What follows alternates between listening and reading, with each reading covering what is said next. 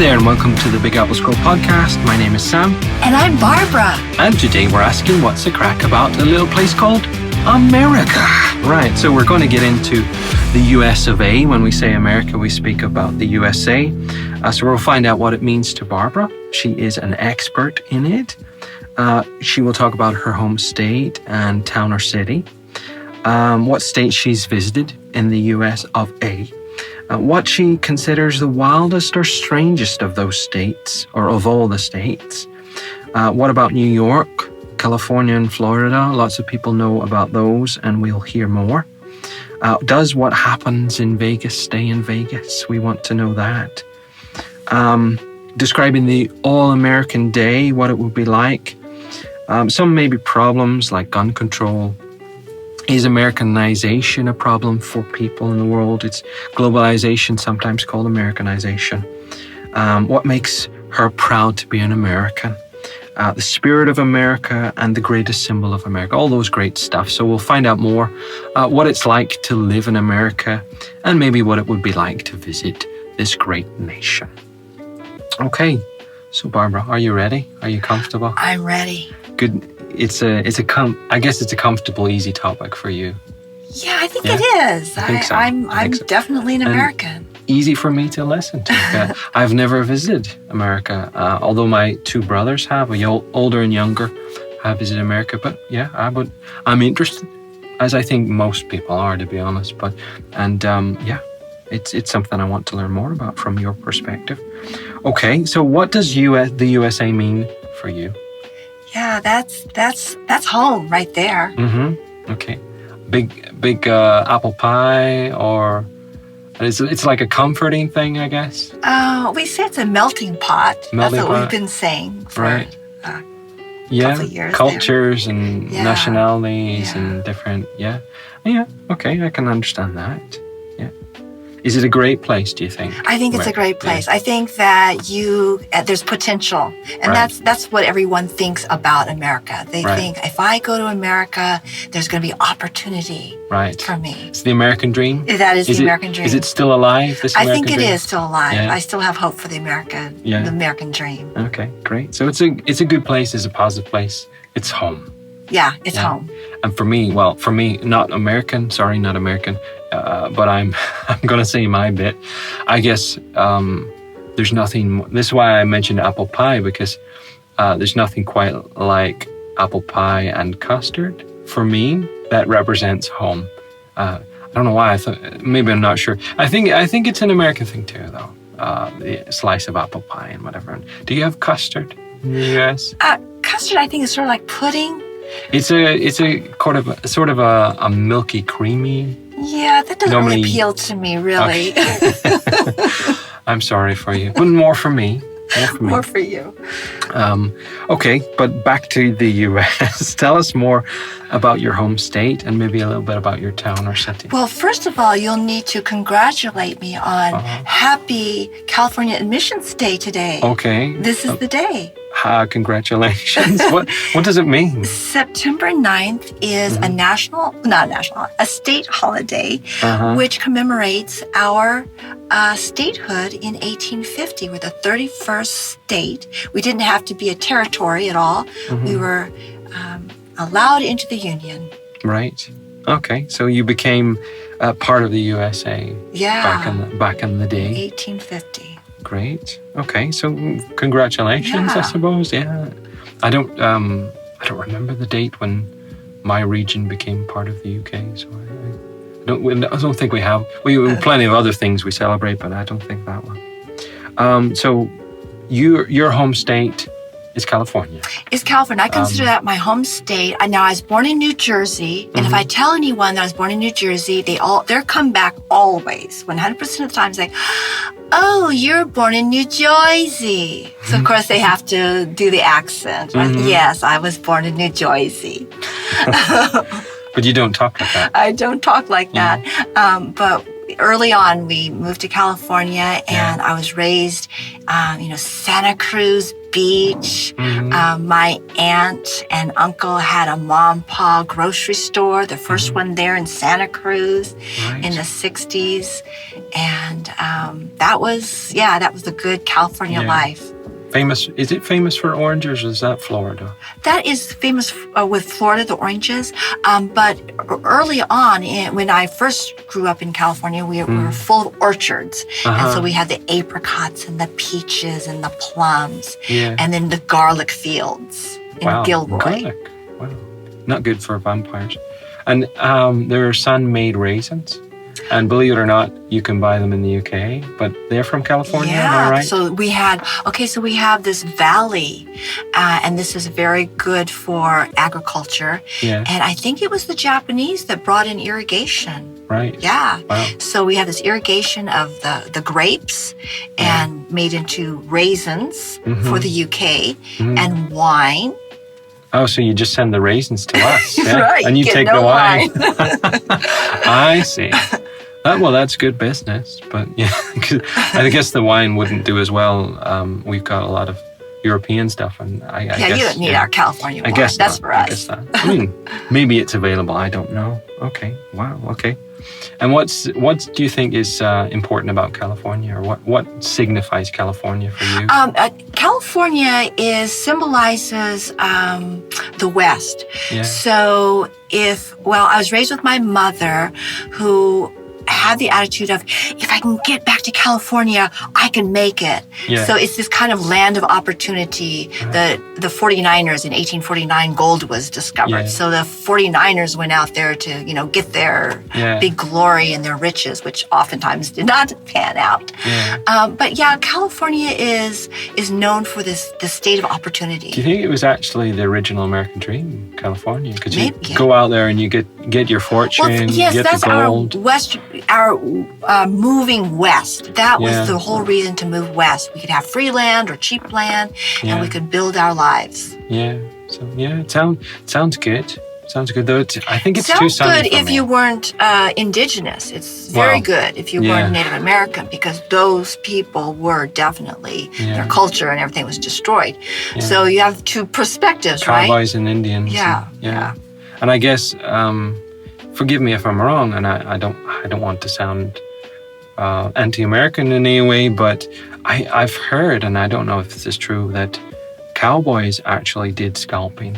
Maybe more so than Well, Indians? I'll have to say that if you read Dan Brown's book called Bury My Heart at Wounded Knee, and that book came out several decades ago, he attributes scalping to the Dutch. Right. And that the indigenous learned that from the Dutch. Right. So it was so brought all from the bad Europe. stereotypes that we have for the Native Americans just put on them. Yeah. For instance, Indian giver. That's supposed to be someone who will give and then take back. Things like that, which is just not even true at all. It's like what we were speaking about earlier in another podcast. The victor. I mean, what is it called? History is written by the victor. Right. And I guess it's kind of a bit like that too. And it sometimes. Well, if you're the power, if you're the industrial power, which we had the revolution of the Industrial Revolution brought on from, England came over and helped us with that technology, but we made it even better. Yeah. And we were able to push forward. And then Thomas Jefferson opened up this whole middle area by purchasing the Louisiana Territory from Napoleon. Mm-hmm. And so that also helped us push westward. And then also Thomas Jefferson had Lewis and Clark go out there with expeditions to document everything that needs to be, all the flora and fauna. Right. Wow. So this facilitated our westward push.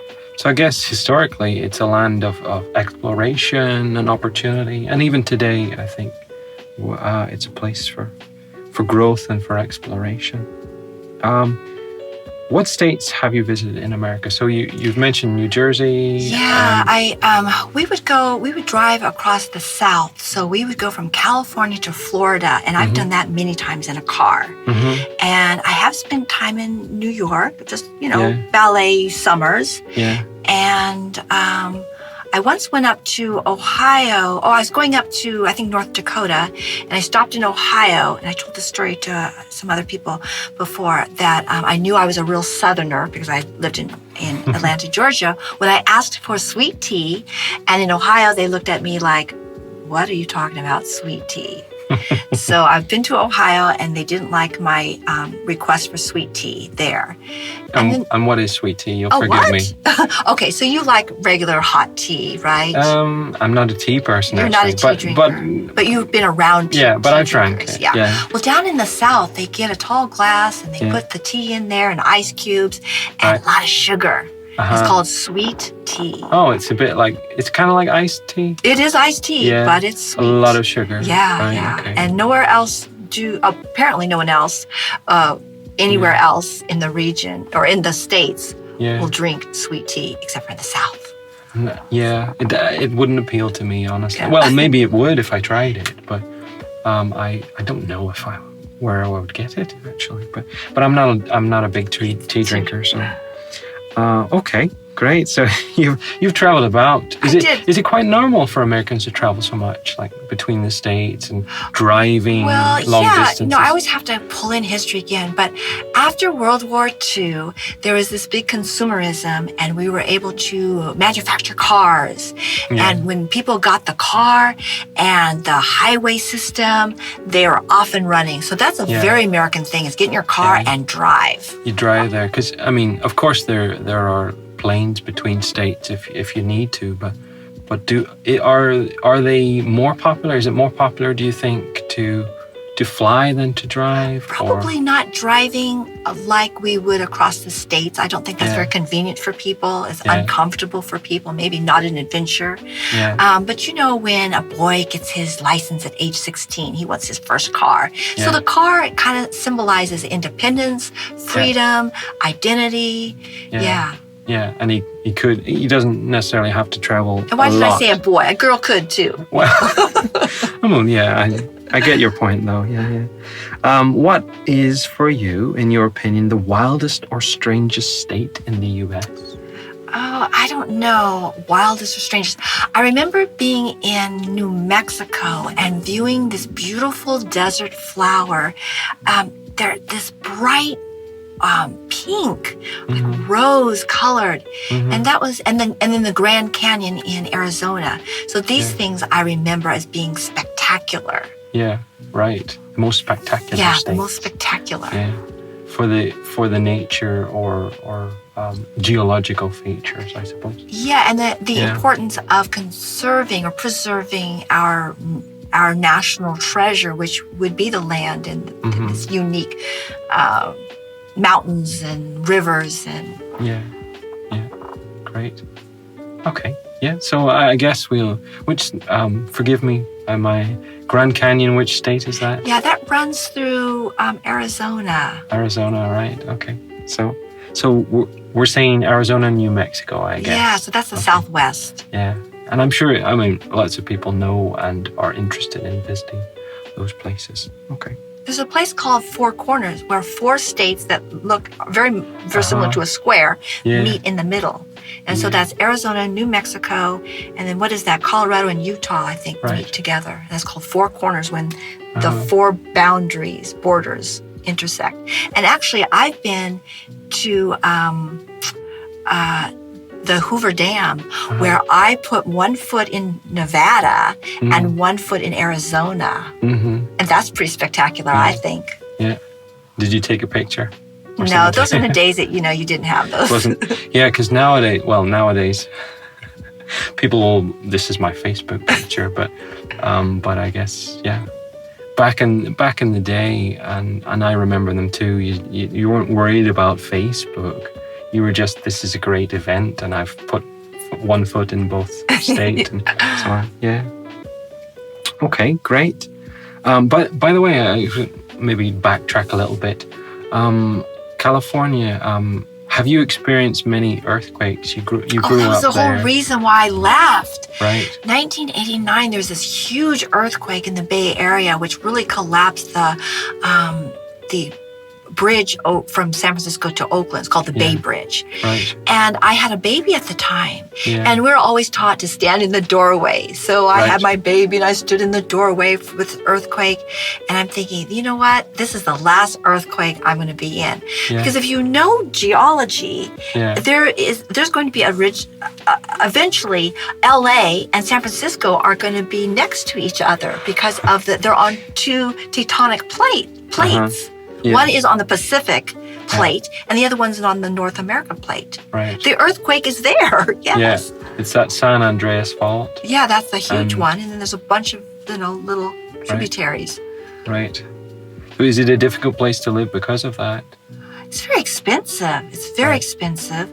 But the earthquakes, if you don't mind, the earth sounding like a train going through your dining room or something. Yeah. But they're always talking about preparing for the big one, the one that's going to break San Francisco off into the Pacific Ocean. Wow. The big one. That's what they're. And they're always waiting. And do they have any idea when that might be? No, you can't. Wow. Predict such a thing. I can't imagine what it must be like to live. I mean, it's got a beautiful. My impression, not having been there, is beautiful weather, great culture. We have different, though. California is sliced up in different regions because we don't all get along. We don't have the same kind of politics. But we've got this southern, we've got the Mojave Desert, and the Santa Ana winds blow into LA, so that makes it really hot and arid. And then we've got the beautiful valley where we've got the grapes, and then we've got the coast, and the northern is very cold. So it's very different. So you've got a mixture as well. Yeah.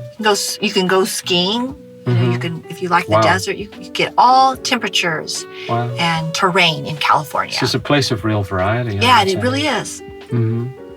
It's hard to imagine for me because I've never experienced an earthquake. I mean, we live if you're from the UK, I've heard there are tremors that were felt in Scotland, but nobody noticed. I mean, certainly I didn't notice. And we live kind of in the middle of a plate, if I'm correct.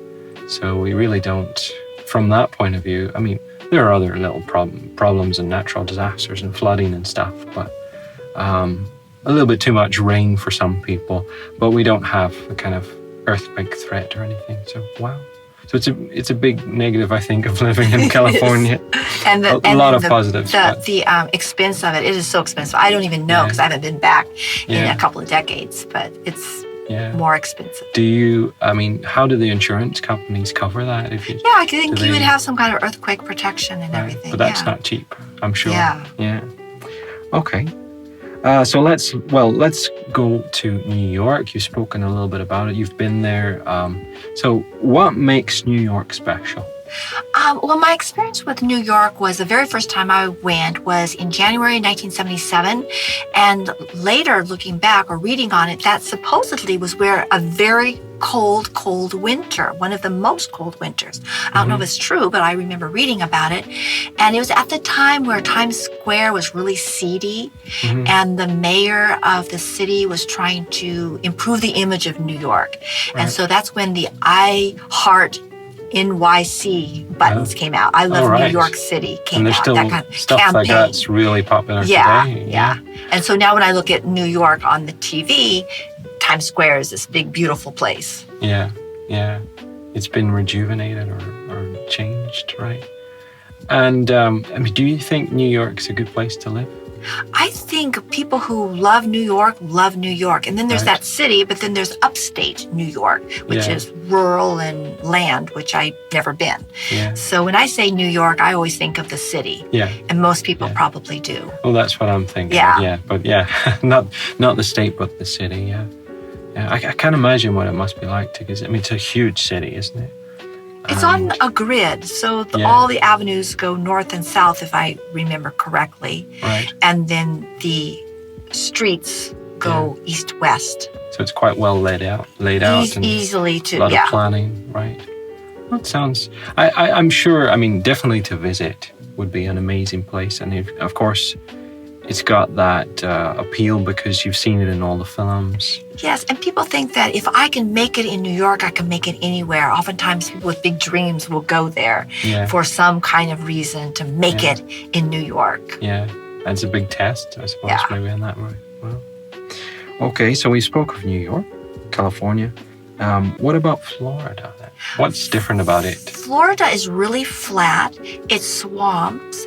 And you don't want to ruin that area. And I think the influx of population has probably eroded some of the, nice areas. And of course, it's with the alligators and things. But it's very humid.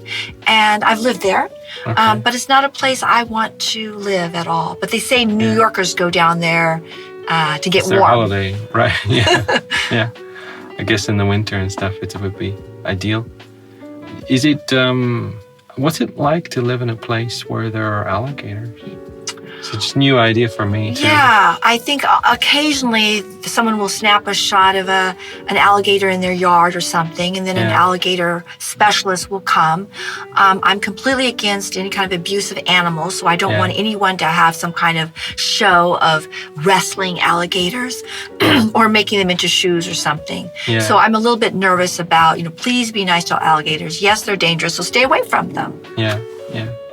And do you have, I know in California, you can forgive me if I'm wrong, they have a lot of snakes there too. So it's not separate from wild animals. Well, yes, while we expand our neighborhoods, we go into other creatures' homes, their habitats. Yeah. And then we think, they're invading us. Yeah. But really, these poor, wolves or fox or bears, they have no place to live because we're pushing them out. Yeah.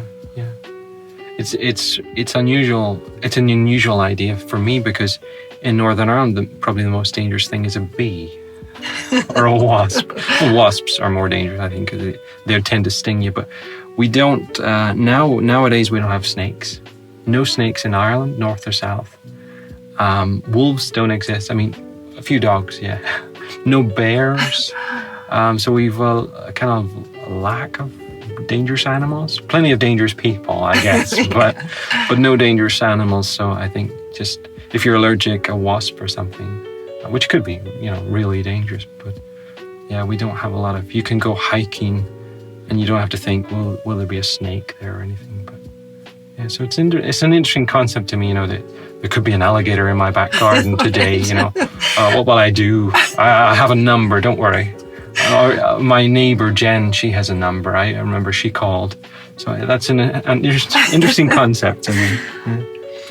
Okay, so we all know the slogan, what happens in Vegas stays in Vegas. Is that really true, do you think? Well, probably is true. Now, I have two perceptions of Las Vegas because I used to dance in a show in 1980, 1981. And then I went back and flew back there in 2008, and it was completely different. Right. But my experience in the early 80s was that it was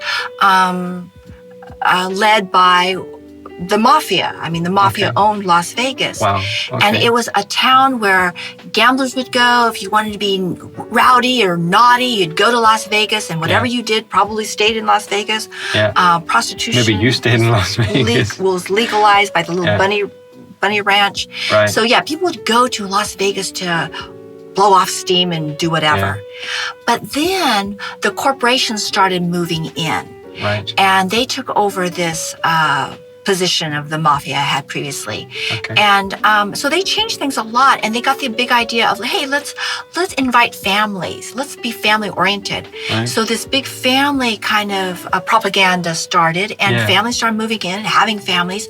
So when I went back in 2008, I thought, what are all these kids doing here? Yeah. And it really inherited all the social ills of a big city. Right. So there's huge homelessness, huge these poor teenagers, just doing what lost, these lost teenagers. Right. And it was a horrible place and had spread out immensely. When I first went in the 80s, everything was just arranged in close proximity to the Strip. Yeah. And the Las Vegas Strip, and that's where everyone wanted to be. Yeah. And in a plane, you just see this one lit area. But in 2008, when I flew over, the whole thing, it was so sad. But I wanted to tell you about how to become a dancer, how to get a dancing gig I'm listening carefully. 1980. So in 1980, this is how you get a gig. Yeah. You call up the hotel, and let's say the Tropicana, and you ask for backstage. Yeah. No problem. They give you backstage. They patch you through. Then when you get to backstage, you ask for the line captain. The line captain is the head girl dancer who's going to audition you. Right. And every time I auditioned, she'd ask me, could you come in after the 2 o'clock show, the 2 a.m. show meaning? So could you come in at 3:30 in the morning? Wow. Okay. Yeah, sure. So I'd go in, I'd do my audition, I'd get it or I'd not get it. Yeah. And that's how you did it in those days. But then when I went back in 2008, I thought, you know what? I'm gonna call up a hotel to see if I can get an audition. I wasn't planning on auditioning, but I wanted to see. Yeah. So I called probably the Flamingo or the Tropicana. I can't remember which one. And I called up and I asked for backstage. And they said, why do you want to, talk to backstage? I said, well, I want to audition for a show. Because you can't talk to backstage. Mm-hmm. You got to go through corporation. Oh, and, red tape now. Oh, it depressed me so much. I thought, the good old mafia days. Everything was so simple and personal. It was so... Wow. But then this big corporation taking over. Yeah, so it's not the same at all. Wow. It's funny. The mafia was better than in that sense, just because of that. But on a serious note, with the mafia, I mean, there would be stories of the head being dug up or found in the desert. That was one of their ways of taking care of their business. Right. They're going to decapitate someone. It had a lot of negativity too. So that was really bad. Okay, so we're going to get imaginative here. If you can imagine the all-American day, like, is this a relaxing day? I mean, what would you do that would be super American? I mean, eating hot dogs? Right. So that's our view. If you're going to paint a picture, you're going to have a big barbecue. You're going to have the hot dogs, the hamburgers. You're going to have maybe, the flags flying or something. Mm-hmm. But nowadays, I think people just... I associate people with their cell phones. Right. And I just don't really see that, that interaction like that. So you'd meet a family would be having a barbecue and just all of them on their phones. Yeah, I think so. That's, is that true? I don't know. I guess it depends on the family, but that seems to be the attitude now. Mm-hmm. Okay. What kind of, I guess we'll leave it. What about globalization? So it's sometimes called Americanization. Yeah. Is it a bad thing? Well, there's definitely really good things for it and then really bad. Definitely the negatives and the positives. Can I go back a little bit of history? And when we talk about the word of globalization. Mm-hmm. So when we're talking about in ancient times around the Mediterranean, we had this big trading loop there. Mm-hmm. And so people exchanged ideas, religions, cultures, foods, probably slaves. So everything was happening around this. And that's called globalization too, because it's different countries and the Silk Road. And then the first act of real globalization was in 1492 when Christopher Columbus sailed the blue and he ended up in what we call the West Indies. And that was the first act of globalization. Mm-hmm. So now we're talking about Americanization. So that means these maybe corporations coming in. Mm-hmm. So this is a real downfall. Corporations, they're called multinational corporations, MNCs, and they can come in and lease the land, buy the land, because there is little to no regulation. So they can dump in the rivers, they can dump in the sky, and they can really wreak havoc on the environment. Uh-huh. But they make good money. So, that's good for them, right? Yeah. Is it good for the country they go to? Well, besides people will argue, it gives people, some kind of, good income or something. Yeah. But when you're eroding the land and you're eroding people's lifestyle, and I'll give you an example. Let's say it's in somewhere on the continent of Africa, somewhere someone's having a nice farming. They're farming, they're making crops for themselves, their family, their little village or something. So they have a good life. Mm-hmm. A corporation comes in, takes over that land, and now says, okay, we're not going to plant any kind of things that you can eat. We're going to have cash crops like tobacco or cotton or something. Right. And you can work on it if you want.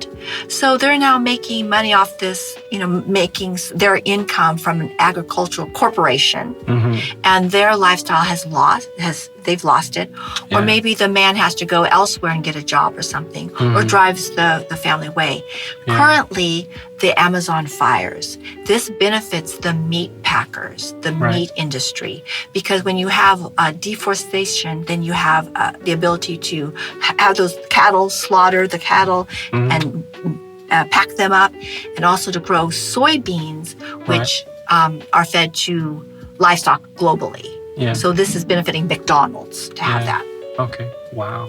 Okay. That was a mouthful. Yeah, a lot of food for thought there. But what about the positives, though, Yeah. in globalization? Okay, so we have somebody out in a rural area, and they're hooked up. Some fiber optic has been laid, Yeah. and they're hooked up to the internet. And now this person, very clever, can now get the cheapest rubber in Brazil, or cheap parts in Mexico, Right. or highly skilled people to work for them, Yeah. or the highest technology in South Korea, and they can have their own little business and flourish. And Right. now, so what does that happen? What happens with that? What occurs? So the poverty rises, the poverty lowers, and these people are rising out of poverty, and they're having a quality life.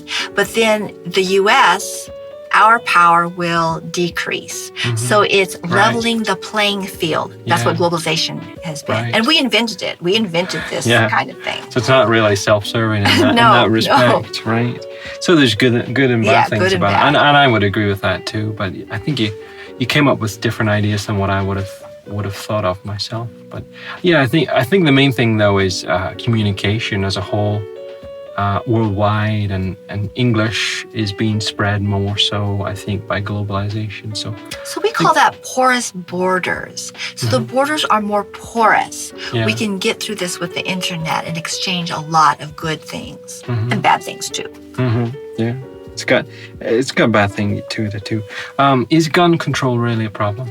It really is. It's a national divide. It is such a problem. It's a passionate debate on both sides. So the Second Amendment, we had in our Constitution, not everything was there. You have to change it a little bit as we develop. So the first 10 amendments. The Second Amendment is we have the right to bear arms. And this was written at a time where Americans were very afraid of a standing army. We just fought the American Revolution. We just kicked the British soldiers out. Yeah. And we did not want soldiers in our business, in our streets. Right. And so we have a right to bear arms to protect ourselves and to protect our community. Yeah. That's what that means.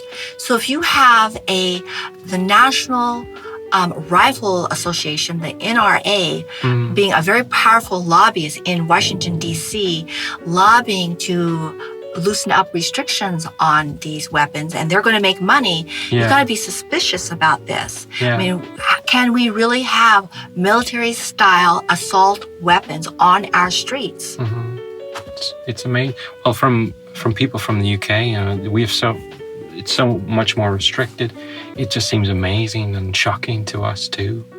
It's the propaganda on the right. The right's the conservatives and the left is liberal. I'm a liberal. The right will say, hey, everybody, the liberals want to take away your weapons. And we're not taking away your weapons. You have full rights to have weapons.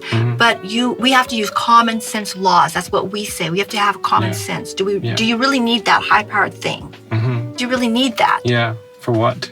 And will you have background checks? Can the mentally disabled have guns? Yes, they have access to guns. But if someone's making money, then keep it. Yeah. What are you, so more on the positive side now. Okay. What are you most proud of as an American? Well, I guess I'm so proud that we were the designers of democracy. Certainly, we were definitely influenced by the UK. John Locke was one of our feature persons that we drew from. If you recall John Locke, he was the one to first talk about our natural rights in response to monarchy. And so our natural rights, as he said it, was that we have been endowed by our Creator, these natural rights. So that means What does that mean? We have the right. And then he talks about inalienable rights. That means that no rights can be taken away from you by anyone, including the government. Right. And most importantly, this wonderful thing of we, the people, give the government consent, permission, allow them to rule us. So this is this democratic way. Yeah. And I'm most proud of that. It is an experiment. We call it the American experiment. It does have flaws. There are lots of people that don't have equal rights, even though it's on their books. Yeah. But there's a place that we're it's compromised. We're supposed to hash it out and compromise. That's what I'm most proud of. No system is perfect, but it's certainly, it's working. We have an avenue to address our grievances. We are supposed to be able to go to court and say, this is the problem. Yeah. Okay, great. And the spirit of America, the greatest symbol of America, what would you say? So we have the flag, and we have this wonderful Statue of Liberty. And oftentimes people think that the Statue of Liberty originally was for the welcoming of immigrants. But actually, the artist, the sculptor in France was so taken with the end of our Civil War that he wanted to present us with the Statue of Liberty for the end of slavery. Right. And if you look at the statue, there are broken chains at her feet. So, but by the time he sculpted it and it was transported over and assembled, the end of the Civil War was already passé. It was like 2 decades later. So they decided to say, well, hey, this will be, a good sign for immigrants. So we have later this, give me your tired, your poor, give me your wretched. Come, immigrants, come to our shores. Right. Wow. It's a great symbol. Well, in 4th grade, I talked about my patriotism before. It was common for us school children to recite that, to memorize that poem. And we actually went to a very famous hotel in San Francisco called the St. Francis Hotel. And we stood on bleachers and we recited this poem. Wow. Cool. Okay, well, that was the crack about America. I think we've touched on a lot of stuff. Lots for us to consider and for you to consider who is listening. So thank you very much. We spoke about what it means to you, your home state, some of the different places, different states, the wildest or most beautiful, I guess we could say, impressive, about New York and California and Florida, and even a little bit about Las Vegas. We spoke a little bit about Americanization, gun control, and what makes you, not me, proud to be an American. So guys, that was the crack about America.